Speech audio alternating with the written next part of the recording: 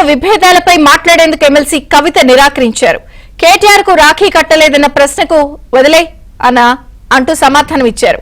BRS పైనే focus పెట్టాల్సిన అవసరం లేదని, అన్ని పార్టీల్లోనూ ఏదో ఒక వివాదం నడుస్తోందని అన్నారు. సీఎం రేవంత్ ఒకటి చెబితే మంత్రి కోమటిరెడ్డి మరొకటి చెప్తారని, బండి సంజయ్ కి ఈటల వార్నింగ్ ఇచ్చినా ఎక్కడ చర్చించరని కవిత చెప్పారు. ప్రధానంగా ఇవాళ అనేక అంశాలు చర్చకు వస్తున్నాయి. రోజుకొక విషయం అనేక రాజకీయ పార్టీల్లో కూడా జరుగుతూ ఉన్నాయి. సీఎం గారు ఒక మాట మాట్లాడితే తెల్లారులేస్తే వెంటనే అర్ధగంట లోపల కోమటిరెడ్డి రాజగోపాల్ రెడ్డి గారు ఒక ఖండన ఇస్తారు.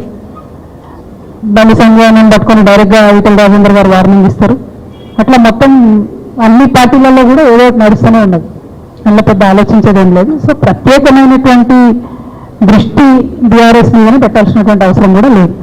అల్టిమేట్గా నేను అన్ని రాజకీయ పార్టీల్లో ఉన్నటువంటి అందరి నాయకులను కూడా కోరుకునేది ఒకటే, ప్రజలు బాగుండాలి, అదేవిధంగా ప్రజలకు మేలు చేసే పార్టీలు నాయకులు బాగుండాలని కూడా కోరుకుంటున్నాం. దానికోసమే అందరం కూడా ప్రయత్నం చేస్తాం. Thank you. జై. ప్రధానంగా ఇవాళ అనేక అంశాలు చర్చకు వస్తున్నాయి. రోజుకొక విషయం అనేక రాజకీయ పార్టీల్లో కూడా జరుగుతూ ఉన్నాయి. సీఎం గారు ఒక మాట మాట్లాడితే తెల్లారులేస్తే వెంటనే అర్ధగంట లోపల కోమటిరెడ్డి రాజగోపాల్ రెడ్డి గారు ఒక ఖండన ఇస్తారు.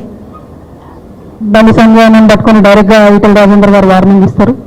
అట్లా మొత్తం అన్ని పార్టీలలో కూడా ఏదో ఒకటి నడుస్తూనే ఉన్నది. అందులో పెద్ద ఆలోచించేదేం లేదు. సో ప్రత్యేకమైనటువంటి దృష్టి బీఆర్ఎస్ మీదనే పెట్టాల్సినటువంటి అవసరం కూడా లేదు. అల్టిమేట్గా నేను అన్ని రాజకీయ పార్టీల్లో ఉన్నటువంటి అందరి నాయకులను కూడా కోరుకునేది ఒకటే, ప్రజలు బాగుండాలి, అదేవిధంగా ప్రజలకు మేలు చేసే పార్టీలు నాయకులు బాగుండాలని కూడా కోరుకుంటున్నాం. దానికోసమే అందరం కూడా ప్రయత్నం చేస్తాం. Thank you. జై తెలంగాణ.